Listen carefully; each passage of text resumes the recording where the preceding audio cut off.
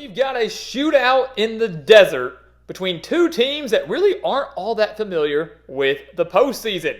Kansas comes in at 8-4, playing in just their second bowl game since 2008 and just their 14th in program history. They're taking on the Mountain West runner-up 9-4 UNLV, playing in their first bowl game since 2013 in just their fifth bowl game in program history.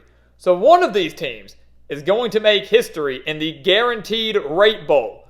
Question now is, who's it going to be? So welcome back to the Gridiron Expert, guys. We're so glad you could join us today to break down Kansas and UNLV. As always, please continue to like, comment, subscribe, share our videos, and check out everything down in the description below, including those expert picks, that holiday special where we're giving you every single college football bowl game spread pick and every NFL playoff spread pick for one of the lowest prices in the entire country. Picks that are guaranteed to hit. We have hit over 62% of our holiday special bets each of the last 5 years. So if you want to win big with us, go sign up and become a member of our GE Nation. The link for that, again, down in the description below over on thegridironexpert.com. And as we say, it's never too late or never too early to sign up for those expert picks.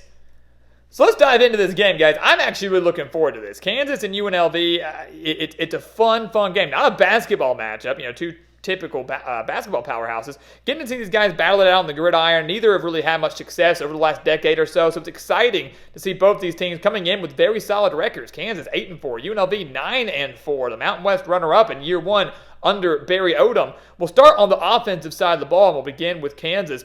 This team is good, guys. They are so good offensively. And keep in mind, they've done it for the majority of the year without their star quarterback, Jalen Daniels, who will be returning next year, but more than likely not going to play in this bowl game.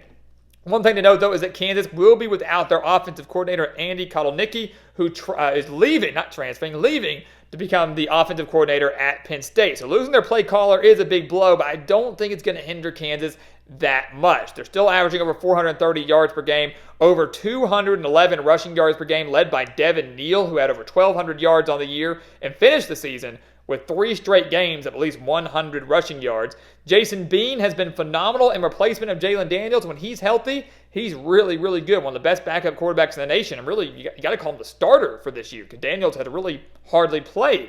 He finished the year with over 1,600 yards and 12 touchdowns, also added 3 rushing touchdowns. So, the key for Kansas really has been health. You can't help but wonder where the Jayhawks could have been had Bean stayed healthy the entire season, had Jalen Daniels been healthy the entire season. Maybe they'd have 9 wins, maybe they'd have 10 wins, we don't know. But regardless, a very successful year under Lance Leipold and Jason Bean, a major reason for that. This team is explosive, they are fast, they can get a big play like that. They scored at least 28 points in all 8 of their wins, but they were held to 27 points or less in 3 of their 4 losses. The only exception, a 7-point loss where the Jayhawks scored 32 against Oklahoma State. So the key for them, get to 28. If you can get to 28 points against UNLV, you're going to be looking really, really good. The Rebels, though, they're pretty solid offensively. The question now is, will they have quarterback Jaden Mayava? At the time of this video, we expect him to play, but rumors circulating that he could be entering the transfer portal and maybe will not play in the game for the Rebels. Over 2,700 yards for him, though, and 14 touchdowns, 261 rushing yards as well. If he plays, the Rebels offense is going to be clicking on all cylinders. If he doesn't, they're going to turn to Doug Brumfield, who has plenty of playing time and plenty of starting experience, especially from last season. This Rebels team, guys, over 235 passing yards per game and over 180 rushing yards per game. 2 teams in Kansas and UNLV that love to run the football, and they can do it effectively. They've got a great guy in Vincent Davis Jr., over 700 rushing yards and 6 touchdowns. And they have one of the best wide receivers, not just in the Mountain West, but in the entire country. But you don't know his name. Ricky White, over 1,300 reception yards and 7 touchdowns this year. UNLV has scored at least 30 points in 9 of their 13 games this season. They are very, very dangerous. They are very, very good. But Kansas will be one of, if not the toughest, I'd say one of the toughest tests. They did play Michigan earlier in the year. One of the toughest teams, both offensively and defensively, that the Rebels have faced all year. But regardless, what a turnaround in their first year under Barry Odom. Defensively, Kansas, you look at them last year, right? 2022, the Jayhawks were horrible defensively. Offense was great, defense terrible. This year, offense still pretty dang good, defense improved. It's not great, but it has certainly improved. They're giving up just 377 yards per game, giving up just 210 passing yards per game, but they are giving up nearly 170 rushing yards per game, and that's my concern here. You got a dual-threat quarterback in Jaden Mayava, who possibly could be played Brumfield as well, having dual-threat capabilities. You've got a dangerous running game in Vincent Davis Jr. If Kansas can't stop the ground game of UNLV, this will turn into a track meet. This will turn into a shootout, kind of like we're expecting.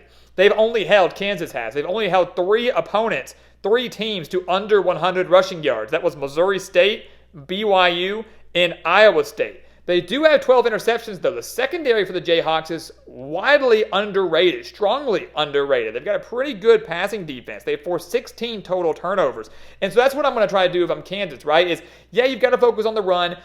Biggest thing is let UNLV get some chunk plays here and there. Don't allow any massive plays. They rush for over 200 yards, but you don't allow for any huge, massive breakout runs. That's okay. I'm more focused on stopping the pass, regardless of who's at quarterback, preventing Ricky White from going off on me. If I can do that and you're Kansas, you're going to be feeling pretty good. Biggest thing is not allowing too many big-time plays, and especially trying to conceal the run.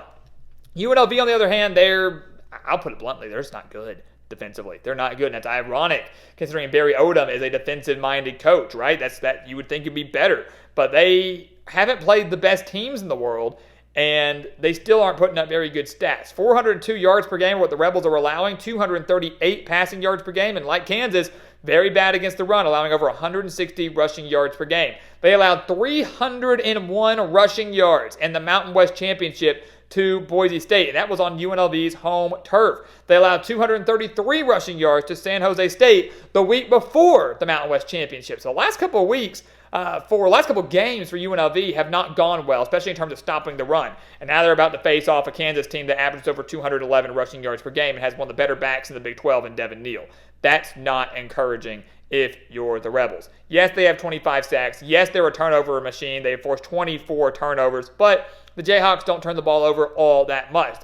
Jason Bean takes pretty good care of the football. Same can be said for their running backs, Devin Neal especially. So if you are UNLV, you've got to find a way, kind of like Kansas, step up, stop the run, force Jason Bean to win the game through the air. Is he capable of that? 100%. But if I'm UNLV, I would much rather have Kansas be one-dimensional than having them be balanced offensively like we've seen all year long.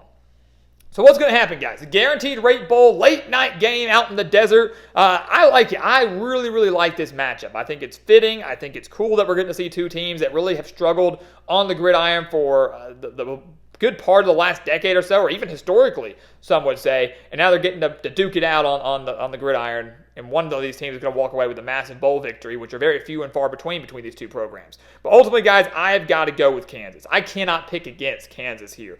To me, they are the bigger team. They are the faster team. They are certainly the more battle-tested team, no doubt about it. And I think UNLV is going to struggle mightily defensively in this game. I don't think they're going to have much of an answer for this Kansas offense, despite the Jayhawks not having their offensive coordinator. Kansas, I think, runs wild on this UNLV defense, similar to what Boise State did against them in that Mountain West Championship game. Kansas wins by at least 10 points in the Guaranteed Rate Bowl, and the Jayhawks will clinch their first 9-win season since 2007.